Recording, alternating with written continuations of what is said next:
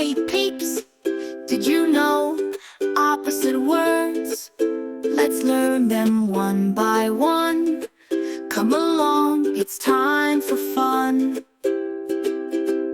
Big like an elephant, small like a cat, short like a bunny, tall like a hat, fast like a cheetah, slow like a snail, heavy like a boulder, light like a pail, hot like a sun, cold like ice, new like a toy, old like spice, up like a kite, down like a ball, happy like a party, sad like a fall, day like morning, night like the moon, dark like a cave, light like noon, high like a mountain, low like the sea, yes for a nod, no for a plea.